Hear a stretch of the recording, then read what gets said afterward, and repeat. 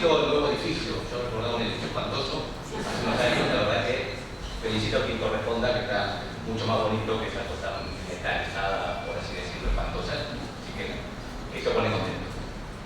Bueno, cuando me convocaron aquí a la mesa se llama Formación de Investigadores en Educación.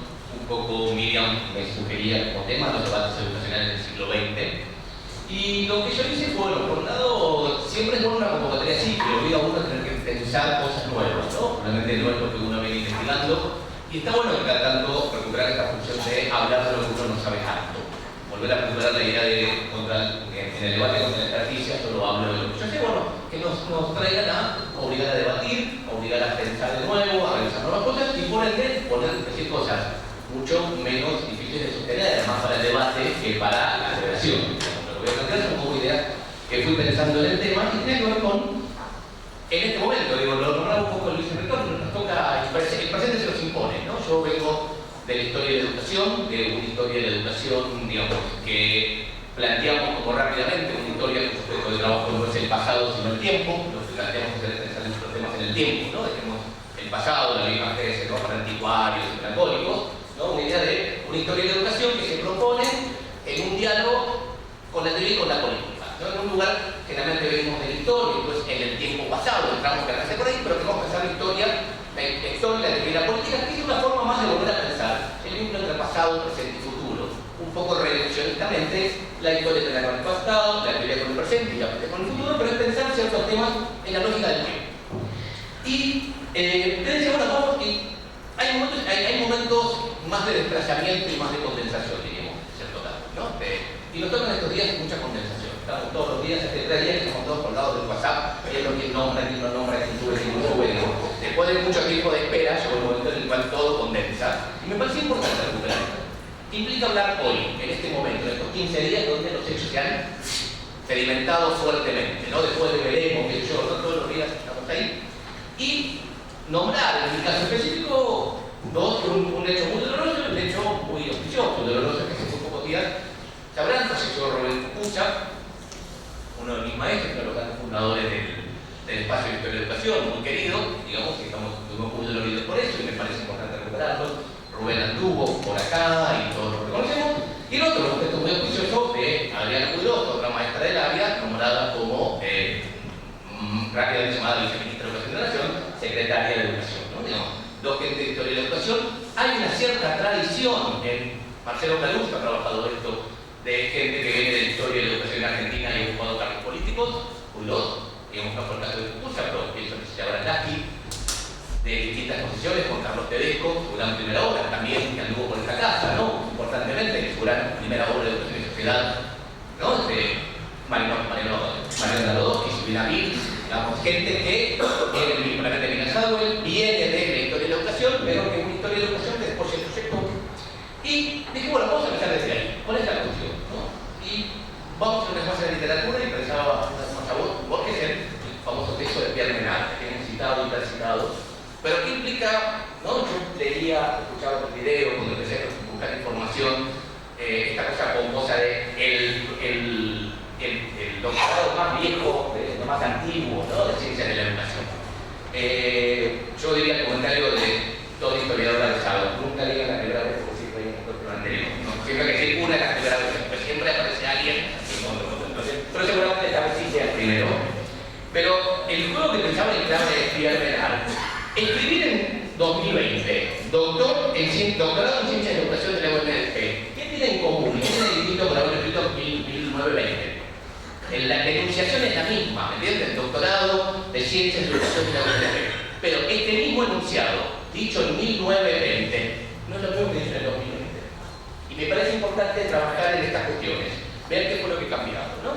Aquel doctorado, la UNLP era otra cosa, claramente los aires reformistas estaban impulsando estos cambios, digamos, no es casual que Víctor Bergante lo haya fundado y que, digamos, hay un cambio. Empezaba la década del 20, esa década que estamos recuperando mucho en la gran modernización cultural que va a tener la Argentina. Yo no tenía este dato de la primera doctora, sería así, pero la verdad es muy interesante. Y pone en tensión algunas cosas que pensaba decir, revisar algunas cosas.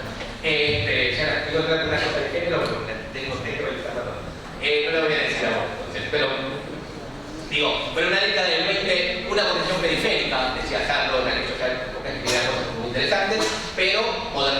perfil, ¿no? Y va a dar otro aire. Y quiere ser doctor, ¿no? No tenía que ver con lo que entendemos hoy. Doctor era en aquellas épocas sinónimo de licenciado.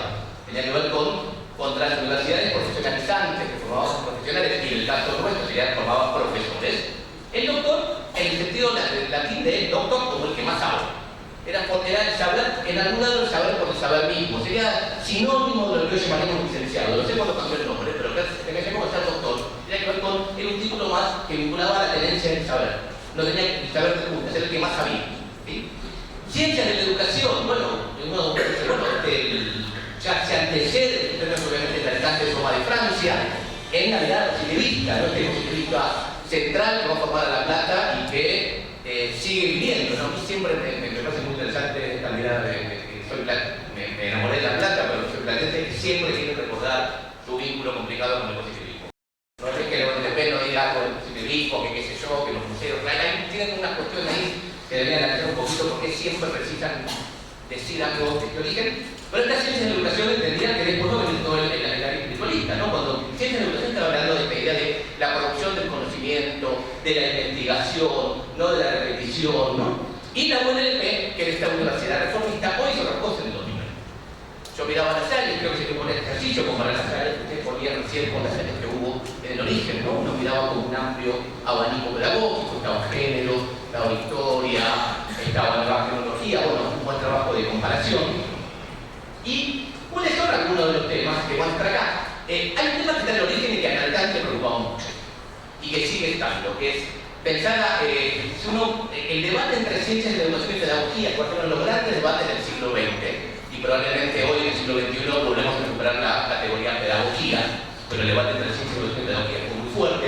Yo me formé en la recuperación democrática y ahí la pedagogía estaba considerada, la pedagogía estaba muy asociada a la dictadura, a la cosa de derecha y demás, entonces no teníamos y hoy volvemos a revisar la pedagogía por otra clave. Pero sí, el gran debate sobre el debate que tenemos los de educación para que nos consideren ciencia y en algún lado ciencia social. Digamos, tengo una idea muy fuerte de pelear por ser entendidos como saberes científicos, pensando en el cuadro científico ya no en el sentido duro de la ciencia dura, sino de saber justificado, de saber experto. Hay todo un debate que está detrás en el doctorado de la educación entendida como una ciencia. En este caso, insisto, no es la materia de ciencia dura, sino ciencia como saber verdadero, no como opinión, no como algo del que todo el mundo sabe. La ciencia como experticia. El debate entre, que va a estar en el doctorado y en todo, la relación entre teoría y práctica, ¿no? De la idea de que piensen que ¿cuándo vuelve la ciencia y la educación al debate? Bueno, cuando aparece la idea del modelo más tecnocrático del desarrollismo, ¿no? Cuando contra la pedagogía filosófica, espiritualista, vino la tecnocracia de los 60, el desarrollismo, la planificación, la construcción del nuevo licenciado en ciencias de la educación, ¿no? Y esta idea de el debate entre teoría y práctica, que es un debate insaldable, ¿no? Bueno, el doctorado tiene que ver con la teoría, tiene que ver con la práctica, cómo se vincula, ¿no? Hoy sabemos que probablemente las nuevas epistemologías nos permitan decir que aquel debate si la teoría manda teoría antes que práctica o práctica teoría, que es más importante. Hoy podemos plantear que es un debate que nunca se solucionó porque no tiene solución, porque son inconmensurables, la teoría y la práctica no tienen vínculos más de fricción que de articulación, ¿no? La idea original era, bueno, vamos a tener este debate, primero la teoría, ¿qué manda sobre qué? Hoy decimos, bueno, son dos discursos que se vinculan entre sí, pero también tienen independencia, pero que hay que resolverlo.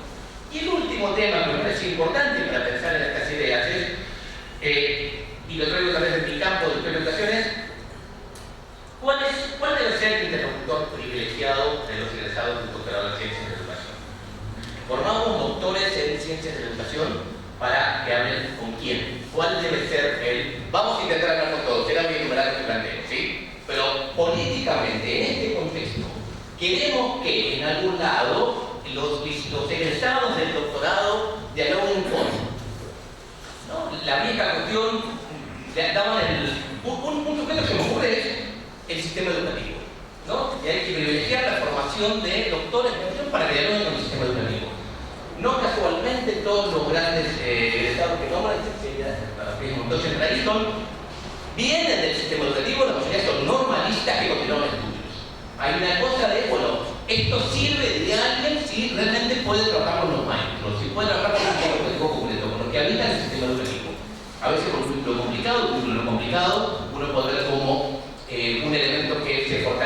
mucho en los últimos 40 años en la formación docente, que era menor, antes, pero sí en la vuelta de la democracia, que lo que llamamos tradicionalmente la capacitación. Lo digo muy rápidamente, por esta idea de que no alcanza con la formación inicial, sino que efectivamente el docente debe capacitarse, y es un lugar que va a ocupar el experto, y el vínculo de la capacitación como un cierto debate muy fuerte que ahí aparece entre si la capacitación debe ser de corte reparadora, en el sentido de, bueno, te formaron mal, vengo el capacitador, viene el doctor a explicarte cómo te formas bien, ¿no? Una capacitación en clave reparadora o una capacitación en clave anticipadora, ¿no? Vengo con el sistema educativo a anticipar los problemas, pero si hay que privilegiar por un lado que el doctorado hable con el sistema educativo, el doctorado va a funcionar cuando logra tener un buen vínculo con el sistema educativo, cuando forme gente para el sistema educativo. Otros van a decir, bueno, no, en realidad hay que privilegiar la formación de doctores en ciencias de educación para que hablen con el resto del sistema científico nacional. Los interlocutores privilegiados hablan del resto de los científicos. Tenemos que hablar mucho más con el Ministerio de Ciencia y con el Ministerio de Educación. Estoy como la idea donde privilegiar el diálogo. Somos científicos, tenemos que jugar las reglas de la ciencia. Nos importa la lógica de la producción científica, más que gente del sistema educativo, ¿me entienden? Estamos formando científicos. Y vamos a privilegiar entonces la lógica de los científicos. Tenemos que romper el reglamento del licenciado en educación o del doctor en educación, que solo habla de educación, y poder, ¿no?, mezclarse ahí, ¿no? Han logrado esta idea de que tal vez dejar de parecer licenciados en ciencias de educación para ser científicos sociales. Privilegiar un diálogo con el sistema científico nacional. Otros van a decir, no, lo que hay que privilegiar es el diálogo con el sistema científico internacional.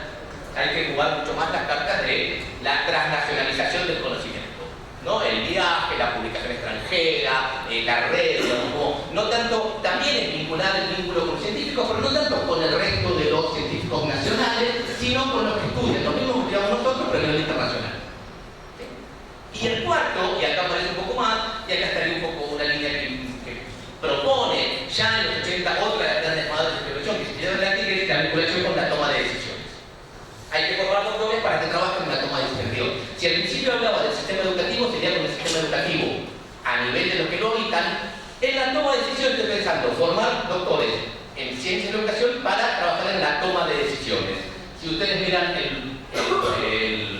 quienes han tomado, quienes son ahora nuevos docentes de educación de la nación, tienen que ver un poco con esto. Hay una cantidad de gente formada en ciencias de educación, doctores en DIC, Morlade, Puigros, etcétera, que van a llevar su saber de doctor a la toma de decisiones. No tiene que ver con las otras, digamos. Se está privilegiando esta idea. Me parece que hay un debate, por supuesto que vamos a intentar hacer las cuatro, no creo que hay una buena por definición, pero me parece que hay que privilegiar, hay que pensar en términos políticos. Bueno, ¿cómo hacemos en todo caso para cumplir con las cuatro? Pero como que hay cuatro interlocutores con los cuales hay que ver con quién se forman estos egresados, en este caso doctores, ¿sí? Ustedes piensen, yo decía antes, ser doctor era licenciado, ¿no? Un cambio que se ha dado en el siglo XX es el lugar que ocupó el lugar de doctor, ¿no? Doctor en una primera época era licenciado, que era tener un título terciario. Cuando aparece el instituto cuaternario, ser doctor, generalmente el doctorado durante mucho tiempo tuvo que ver con la culminación de los estudios. El doctor era lo último que hacía, la tesis doctoral era lo último que uno producía. Hoy la nueva lógica es que lo primero, hasta no tener un doctorado, olvídate de hacer otra cosa, ¿no? Hoy los sistemas educativos del siglo XX-XXI de ser de 3 niveles pasaron a ser de 5. Del siglo XX, alguien educado de la primaria, media y superior. Hoy, en el siglo XXI, alguien educado fue a 5 niveles, fue a nivel inicial, primaria, media, superior y posgrado. Pero me parece que hay algo del debate. Tal vez para cerrar el debate, yo empezaba nombrando a Rubén Cucuza, y voy a intentar hacer algo, maestro, algunas cosas de él, para parecerlo a los Pierre Menard, como decía antes. Hay un libro que es Rubén Cucuza, Historia de la Educación en Debate, una compilación en la década del 80, producto de la renovación, hermosa renovación que trajo las ciencias sociales, la vuelta a la democracia. Cucuza compiló un libro que llamó Historia de la Educación en Debate, donde convocó a una cantidad de gente a pensar que era ciencia social de educación. Entonces, hay muchos nombres que Panfana, Cucuza, Braslavsky, Barranco, Puigros, Dussel, Molis, Osana, Nadoski, que uno puede ver en este libro de los 80 que empezaba a abrirse un campo interesante, digamos. Pero en el prólogo, para hablar de historia de la educación, pero me animo a plantearlo para todo, decía Cucuza, este libro, estoy copiando mal, reflejaron la existencia de alquimistas las ciencias de la educación hay alpinistas y hay buscadores de perlas. Los primeros, los alpinistas, intentando rastrear desde las alturas teóricas proporcionadas por Foucault, Bourdieu, Gramsci, Saussure, Derrida, etc., podríamos poner un montón más actualmente, las interpretaciones de los educativos argentinos y su historia. Los alpinistas desde la última teoría, desde los avances de la teoría, intentan desde ahí explicar los ciertos fenómenos, y los segundos, a veces los buscadores de perlas, replegados hacia el alpinismo cerril, desenvolvaron archivos regionales, promocionaron actores, de todo esto que plantearon, yo traería en general, los buscadores, los alpinistas, buscando la última avance teórico, los buscadores de perlas, yendo a hacer mucha investigación en terreno de cualquier forma. ¿Sí? Él dice, bueno, claro que en estos párrafos anteriores forzamos una antinomia casi didáctica. El reclamo de síntesis entre ambas actitudes historiográficas resulta obvio de quienes pensamos que se cambió nada. Pero me parece que esta tensión entre si formar alpinistas o formar buscadores de perlas, vamos a intentar todo, pero es una tensión productiva, vale la pena poner Fukushima. Y el libro se dictó en 1995, él decía, bajo el polvo que todavía salía del muro de Berlín, y cerraba el libro y decía, entre las brumas del polvo levantado por los acontecimientos del fines del siglo XX, la historia de la educación puede y debe aportar su mirada. Yo lo voy a parafrasear aquí. Entre las brumas del polvo levantado por los 4 años que por suerte terminaron el doctorado de Ciencias y Educación en la UNP, puede y debe aportar su mirada. Muchas gracias.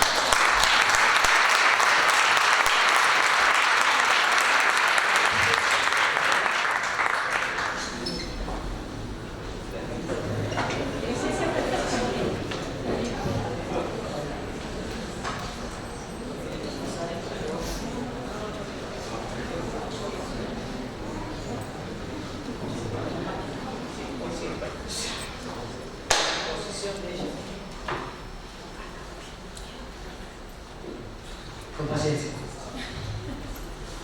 Esto es porque después de 4 años no puedo renovar el equipo. Y se nota, ahí está, mi compañero está conmigo. Bueno, buenas tardes. Para todos, para todas, la verdad, un momento para mí. Yo voy a agradecerle a Miriam la competencia, me quedan pagar la computadora, tremenda. Se lo voy a agradecer porque la quiero, pero la verdad me puso en una situación como un poco compleja. Yo soy de filosofía, es lo primero que tengo que decir. No tengo a nadie en los lugares de toma de decisión. Después me voy a fijar, a ver, ningún WhatsApp ha llegado. La verdad me hiciste sentir mal. Bueno, no sé.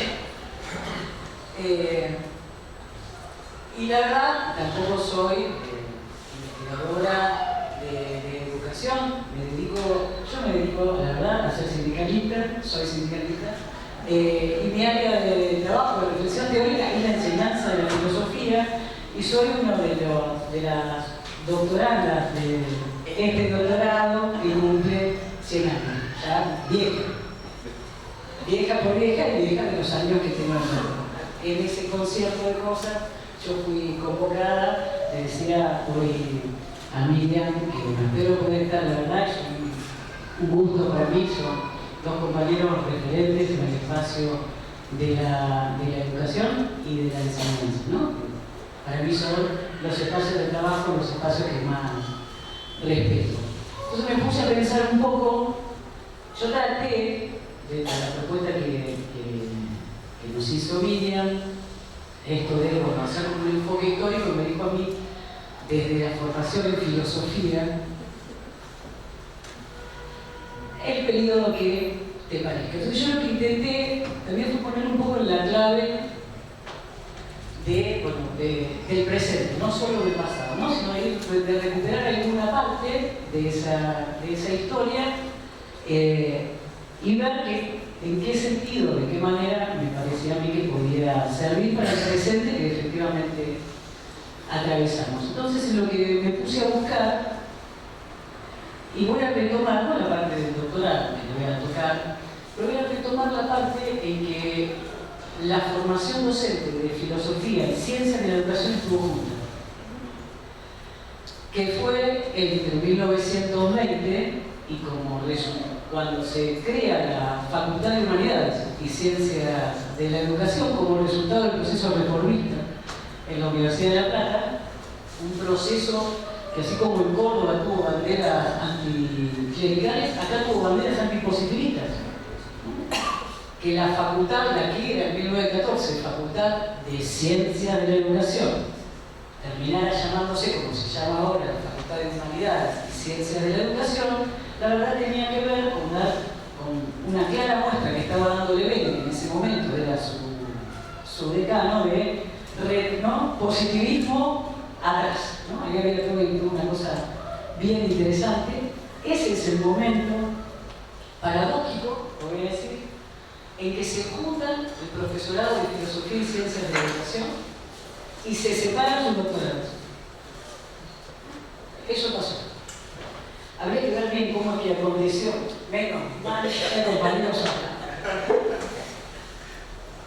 Y el momento que fue desde ahí a 1953, que es el momento en que se crean conjuntamente el Departamento de Ciencias de la Educación y el Departamento de Filosofía. Hay claramente allí un proceso de consolidación de cada uno de los campos. Pero en ese, mientras tanto, fueron 33 años de cosas bien interesantes. Por lo menos yo quiero ponerle que en alguna de esas cuestiones, no es que estoy dejando afuera un montón, es que es la que sé. Vamos a hacer ahora. ¿No? Y también me parece que, por una es una de las claves que quiero poner, desde ese momento, desde antes, pero a pesar de esa separación institucional u organizacional, el profesorado de filosofía, por supuesto que quedó dependiendo en gran medida de lo que pasa en ciencias de la educación. Nosotros podemos pensar cualquier cosa de la enseñanza de la filosofía, cualquiera, menos que los saberes que coadyuvan a pensar que es un buen profesor o profesora tiene que ser de ciencia de la educación. Eso quedó grabado acá a fuego, gracias al positivismo. Yo creo que es por eso que acá hay que hacer grandes esfuerzos para sostener la magna matriz de formación docente, a la que todos les agradecemos un montón, o por lo menos yo lo hago. Bueno, un poco de historia para ver eso. Antes de 1920, cuando la Universidad de La Plata, positivista, Joaquín P. González, un proyecto integral, una universidad que fue creada para diferenciarse de las dos que había, la profesionalista de Buenos Aires, la clerical de Córdoba, un proyecto, la verdad que era eso, era un proyecto, no fueron creadas así las otras dos universidades, un compromiso, nosotros decimos positivismo y seguramente, no sé, yo la veo ya que con Caribe, yo digo positivismo y me pego un tiro en un pie, a ver, el cientificismo no es complicado, es una cosa más diversa, más heterogénea, sepan disculparme, pero bueno, vamos a ponerle así, positivismo, cientificismo hegemónico en esa época, y por supuesto una de las notas, una de esas improntas que Joaquín P. González le quiso poner a esta universidad para diferenciarla fue precisamente la formación docente. Los profesorados en Córdoba se conformaron casi en la década del 50 y en la UBA tuvo que haber huelga de estudiantes para que se reconocieran los títulos docentes. La Universidad de La Plata, a diferencia o en contraste con eso, tuvo desde su inicio, en 1905, en la Facultad de Jurídicas y Sociales, un área de pedagogía y un área de filosofía, historia y letras. El área de pedagogía brindaba todas las materias que requerían cualquiera de las disciplinas que pudiesen dictarse en la Universidad Nacional de La Plata para tener profesores de nivel medio y de nivel primario y superior, que tenían algunas titulaciones. ¿No? Ahí hubo una impronta completamente distinta. Por supuesto que esa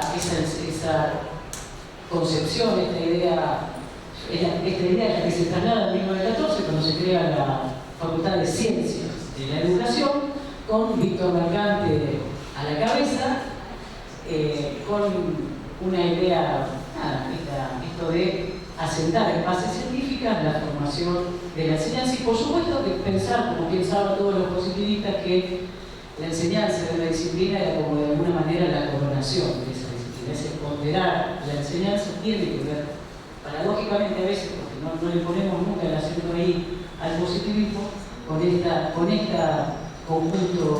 este conjunto de ideas. Por supuesto, esta enseñanza era retórica, por supuesto, iba desde el estudiante hasta los principios de la didáctica, todo eso sucedía, y sucedía algo que quiero rescatar, porque me parece que se ve hasta ahora, que para formar un buen profe o una buena profe eran necesarios saberes científicos, por supuesto, que venían del campo de la ciencia de la educación, los saberes técnicos, los saberes específicos, los saberes disciplinares, y un principio de correlación mágico que hacía que en la cabeza de la gente todo eso se juntara y en algún momento aprendiéramos o saliéramos enseñando. Era la parte metafísica del positivismo, donde era que eso se juntaba. En esa formación, en el caso, en 1914, el profesorado de Filo era Filosofía y Letras. Había, para ser profesor de Filosofía y Letras, tenía que cursar 20 materias, 11 de las cuales eran de Ciencias de la Educación, o 12.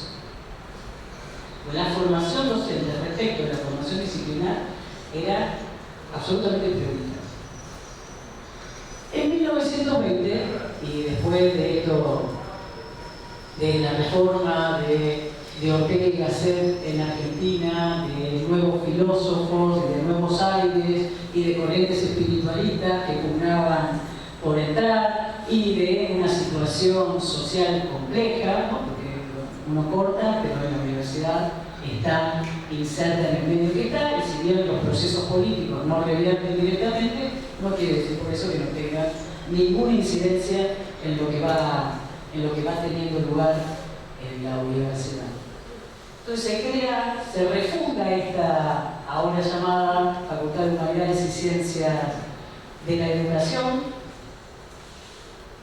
y llamarlo humanidades tiene que ver precisamente con marcar, como yo decía, la distancia con el positivismo y recuperar una supuesta pasada tradición humanista que tenía que ver con la formación de la persona y no ya tanto con la cuestión científica sobre la cual debería cabalgar incluso la formación docente.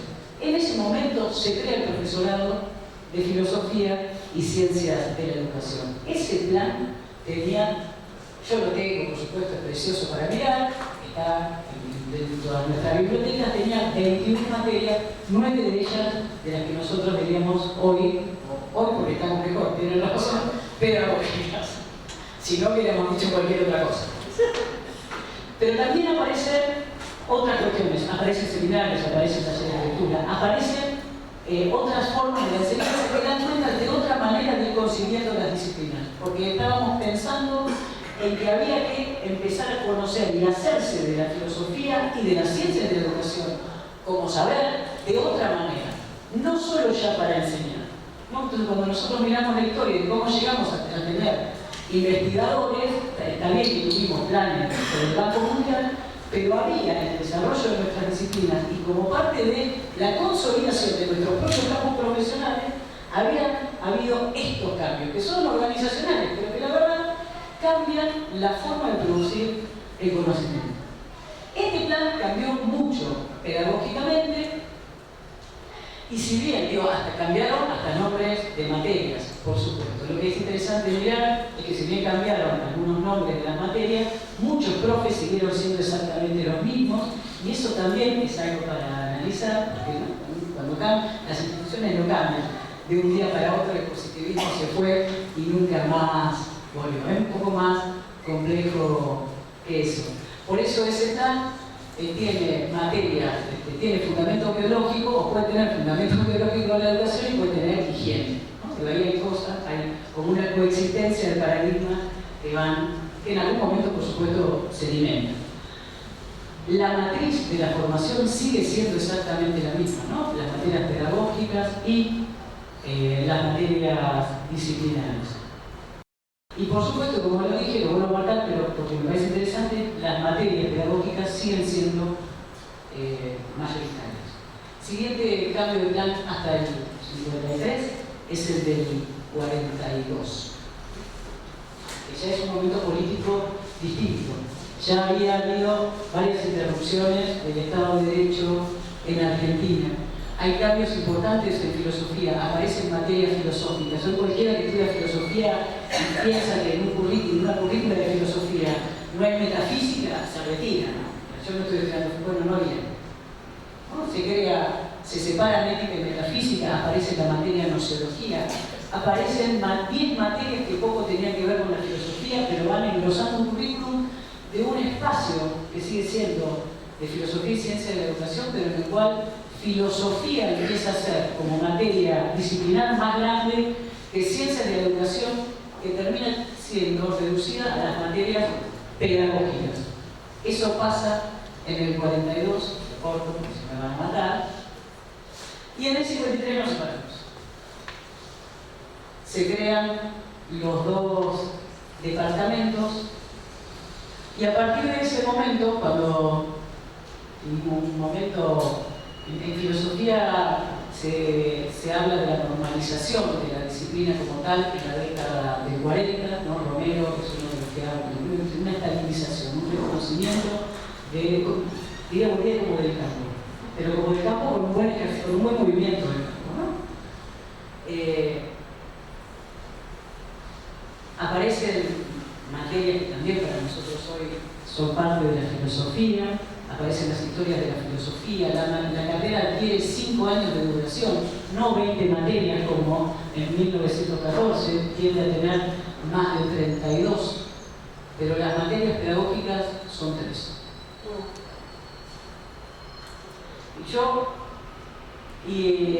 Y todas las materias que tenían que ver con ciencia de la educación terminan siendo las materias pedagógicas. Y de esas 3, solo 2 son de ciencias de la educación, porque las prácticas de la enseñanza no las vamos a entregar nunca. Alguna otra cosa que podría llegar a ser, pero eso de ninguna manera. Ese es el recorrido que yo quería marcar para pensar, me parece, esto es como cuando Lucas hizo la precuela de la Guerra de las Galaxias, cómo empezó esta época, cómo empezó la discusión de cómo tiene que ser la formación docente. Yo creo que esto es cómo empezó la discusión. ¿Cómo llegamos a esta discusión que ahora nos tiene a todas y a todos, a muchas, pensando qué hay que hacer en la educación superior y qué está pasando con nuestros profesorados, y qué pasa con las pedagógicas y qué pasa con las disciplinas y qué cosas hay en el medio? Por supuesto que no estoy diciendo que el mejor modelo es el modelo positivista, creo que por el contrario, poder mirar esta historia y lo que la va enhebrando. Yo he dejado de todo atrás. Yo les envío acá el libro de Alejandro Korn, de costadito, y hay un montón ahí para mirar que tiene que ver con las discusiones nuestras, con las discusiones políticas, con las discusiones del campo de ustedes. Nosotros vamos a seguir siempre, vamos de positivismo, el espiritualismo, la teoría crítica, donde ustedes vayan, nosotros vamos, planificamos, diseñamos, hacemos lo que sea, no hay ningún problema. Pero sí me parece que esta matriz que tiene la formación docente, me parece que tiene una buena punta para pensar a partir del recorrido que tenemos en ciencias de la educación. Gracias.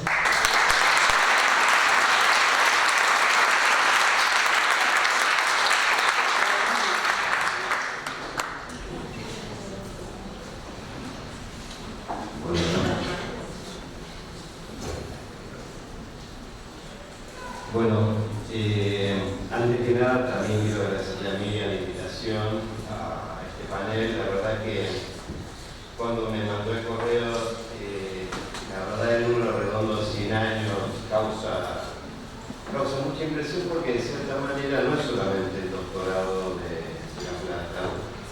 Uno podría decir son 100 y poquitos años más del campo educativo en la Argentina. Entonces, la intervención que quiero hacer está más focalizada en esa mirada más del campo educativo en la Argentina, el campo intelectual, y como parte de esa historia, la constitución de nuestro doctorado.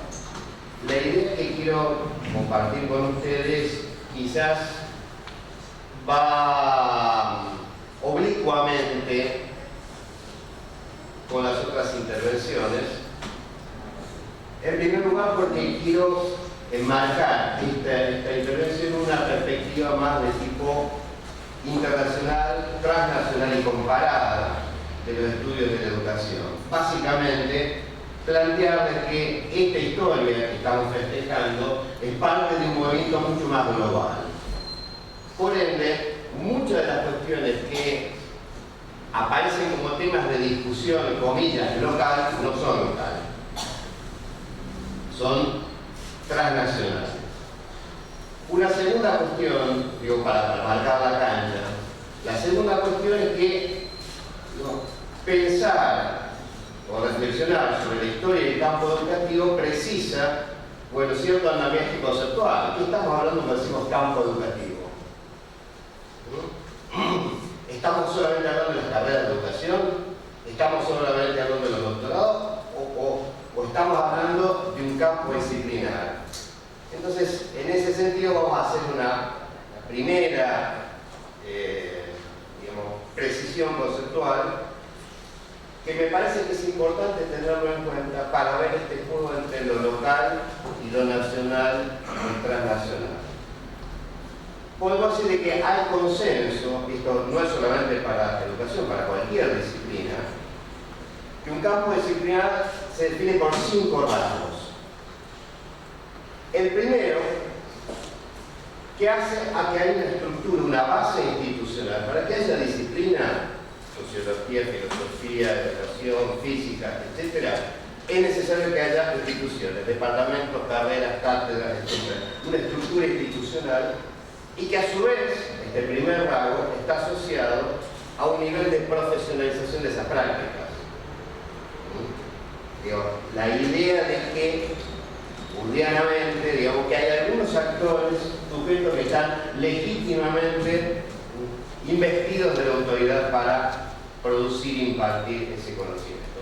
El segundo rasgo es que un campo disciplinar se define porque es la producción de conocimientos especializados que progresivamente se constituyen en términos de una agenda de investigación. Ciertos problemas, ciertos temas, ciertas metodologías. Tercera cuestión, que para que haya una disciplina debe haber circuitos de comunicación y difusión de ese conocimiento. Redes, revistas, congresos, etc. Cuarto, y acá entra el doctorado, que un campo disciplinar es tanto y en cuanto posee estructuras de formación, de socialización en ese conocimiento especializado. En ese sentido, uno podría decir que el grado y el posgrado constituyen un rasgo distintivo de cualquier disciplina que se exprese como tal. Y último rasgo, vamos a decir que todo campo disciplinar tiende a constituir mecanismos de regulación interno de la producción de conocimiento, que es conocimiento legítimo, que no, y sobre todo la constitución de una jerarquía de los agentes, quienes tienen autoridad. Entonces, si planteamos esta definición que, insisto, no es para educación, es para cualquier disciplina, podemos decir, mirar la experiencia del caso de Argentina a la luz de la experiencia internacional, pero podemos decir de que hacia fin del siglo XIX, a nivel internacional, incluso en Argentina, se constituye un campo educativo.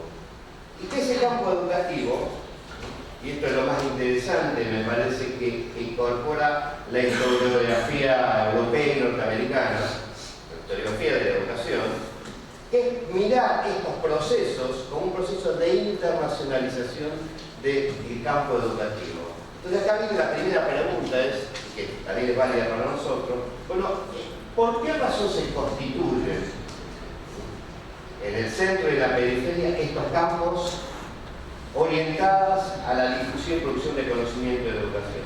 Bueno, por un rasgo que esto sí es particular de este campo y que no le pasa a la filosofía y no le pasa a la historia o a otras disciplinas. que es que la emergencia de los sistemas educativos nacionales demanda la constitución de campos académicos en educación. No podemos pensar los sistemas educativos sin la constitución de este cuerpo especializado de teóricos, de productores de conocimiento. Entonces, y esto lo podemos ver a nivel global y a nivel regional. ¿Qué es lo que va a variar? Bueno, va a variar la forma en que se constituyen los sistemas educativos, los tiempos y los medios. Pero podemos decir que en el caso de Argentina, casi contemporáneo, se constituye un campo educativo. Y esto es lo que, en cierta manera, marca otra particularidad. Yo anotaba un poco algunas cosas que decía Pablo, pensando en el presente. En realidad, en la circulación de cuadros del campo académico a la gestión no es nuevo. Casi les diría que está en el origen. La primera cátedra de ciencia en singular de la educación se creó en la Universidad de Buenos Aires, en la Facultad de Filosofía y Letras, en 1896. ¿Quién fue el primer titular de esa cátedra? Francisco Berra, que a su vez era director general de escuelas. O sea, el hombre se desdoblaba, venía a La Plata, se dedicaba a ver cómo organizar la escuela, iba a Filosofía y Letras y está muy preocupado por definir ese campo de estudio que él lo va a definir didascología. O sea, él hablaba más que antes de la ciencia de la educación, hablaba de la ciencia de la enseñanza. Su preocupación era cómo debían enseñar los maestros. Entonces uno dice, bueno, ¿de dónde viene esta tensión entre la teoría y la práctica? Si este buen hombre iba del ministerio de la academia y de la teoría a la práctica sin solución de continuidad. Bueno, esto se explica más bien por la historia posterior, pero digamos que uno mira desde Berra, el mismo Mercante, en la reforma Saber de las Lamas, hasta la maestra Puigros, la maestra Cecilia Bradley. Uno podría decir, parte de la historia de la especificidad de este campo es precisamente este rasgo. Que diríamos lo siguiente, que para poder analizar el fenómeno educativo tenemos que distanciarnos, pero para poder transformarnos necesitamos intervenir. Digo esto porque me parece que desde esta mirada más global, más transnacional, es necesario empezar a revisar ciertas lecturas historiográficas de la educación. Adelantando mi argumento, lo que quiero decir es de que, como bien decía Miriam, decía mi colega, los 100 años sirven para reflexionar hacia atrás y pensar hacia adelante. A mí me da la impresión de que todavía en el campo educativo somos presa de las hipótesis y de los debates de los años 80, que a su vez son los debates, un poquito reformados, de los años 60-70. Esta idea, vamos a hacerlo de manera polar, de el positivismo o de el espiritualismo es algo de moda. O sea, solamente acá en el campo educativo seguimos hablando de ese corpus muy heterogéneo.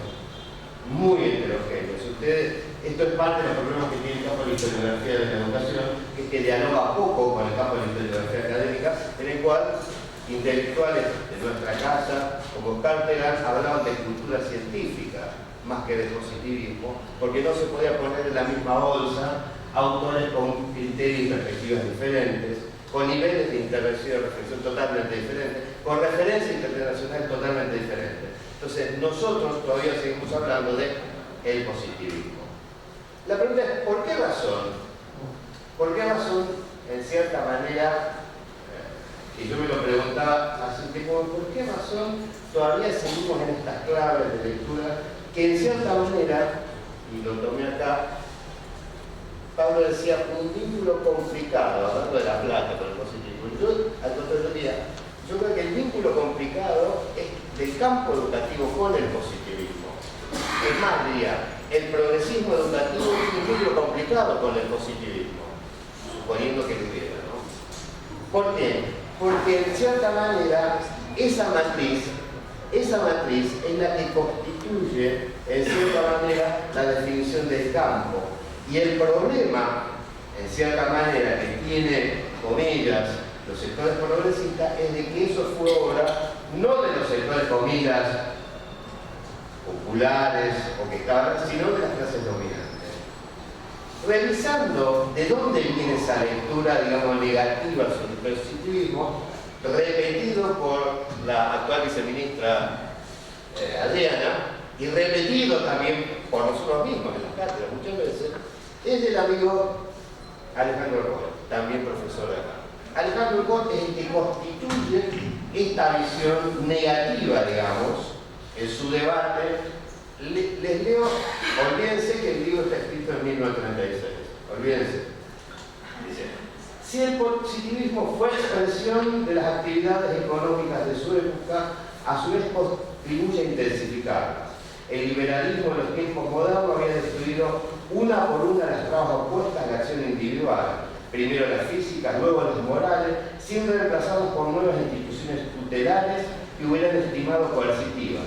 Y ahora el positivismo concentraba deliberadamente esta actividad libre de los problemas inmediatos y concretos de la vida, etcétera, etcétera. Extraño si la palabra positivismo, creada para asignar una grande y amplia concepción mundial, se degrada en ciertas esferas para justificar el borde del egoísmo brutal, etcétera, etcétera. El largo y a veces repetitivo Alejandro Ercole, pero básicamente le endilga al positivismo esta suerte, digamos, de ligazón con el orden liberal y las transformaciones, y sobre todo, en alguna preocupación que bien lo ha señalado Verónica, efectivamente esta idea de pérdida del sujeto, el alma humana, digamos.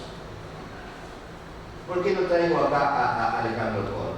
Porque creo que, pensando en los próximos 100 años, necesitamos revisar para reconciliarnos mejor con nuestra propia historia. Cuando uno mira las revistas, por ejemplo, la primera época de los revistas Archivos de Ciencias de la Educación, podemos reconocernos en una institución que ya era global a principios del siglo. Si uno mira las referencias bibliográficas, en intelectuales que, digamos, que hoy, digamos, estarían a la misma altura de las academias mundiales. En cierta manera uno podría decir de que mirar esos primeros años del campo educativo, no de La Plata, sino del campo educativo en la Argentina, nos muestra la profunda globalidad que tenían esos intelectuales. Y que en cierta manera, como dije hace un rato, no estaba al margen de esta preocupación práctica. Antes de... un par de minutos. Les decía que esto que les cuento no es solamente local. Traigo acá los distintos trabajos de Marc Delvaye, un historiador de la educación conocidísimo. Él dice, bueno, la difusión de la investigación experimental, que era como se concebía la investigación en educación, dice, no fue un fenómeno aislado de Europa, sino más bien una tendencia mundial que abarcó los Estados Unidos, América Latina y Japón. La explicación del creciente interés por los estudios experimentales esperada entre 1890 y 1940 remite a la convergencia de 4 corrientes intelectuales propias del siglo XIX. Uno, el positivismo entendido como esta confianza en la ciencia. 2, el darwinismo y la teoría de la evolución, que aportaría una explicación a un tema central, digamos, de aquellos años que eran las diferencias sociales. 3, la idea, la consagración del método de las ciencias naturales como método científico y la centralidad de la medición. Y 4, no menos importante, esta corriente, este conjunto de corrientes, se articuló una corriente de reforma social y educativa en todos los países. Entonces, cuando uno mira la evolución de los otros campos educativos a nivel mundial, lo que encuentra precisamente, con sus matices, con sus diferencias, pasa diferente en Francia, el modelo más durkheimiano de las ciencias de la educación, es diferente en el mundo anglosajón, en la tradición de investigación educativa, pero todo va a encontrar esta misma tendencia y que de cierta manera explica los distintos intentos que va a tener en términos de formulación como campo. Solamente a título de demostración decíamos que de ciencias de la educación en plural, de ciencias de la educación en singular, de la idea de biología, la idea de la ciencia centrada en el niño, digamos, todos esos debates van a ser esfuerzos de sintetizar esas distintas experiencias y abordajes que están en los orígenes del campo educativo. Habría mucho para agregar en los años posteriores, pero quiero cerrar esta intervención reafirmando esta idea, digamos, de que es necesario avanzar cuestionando de cierta manera, digamos, cierto canon de la historiografía de la educación. Yo creo que estamos en condiciones de avanzar más en unas lecturas mucho más complejas del campo educativo que precisamente como todo acto de análisis histórico nos permite también ver la complejidad actual. En este sentido, fiel a la tradición de este campo, también saludo y me pongo contento por que colegas llegan al Ministerio de Educación, ¿no? Pero más contento me pondría si esa expresión da cuenta de una madurez del campo educativo que puede aportar desde la universidad, desde el Instituto de Formación Docente, desde su producción intelectual con aquellos otros colegas que están haciendo su esfuerzo por intervenir en la educación. Algo de eso podemos aportar con nuestro doctorado. Gracias.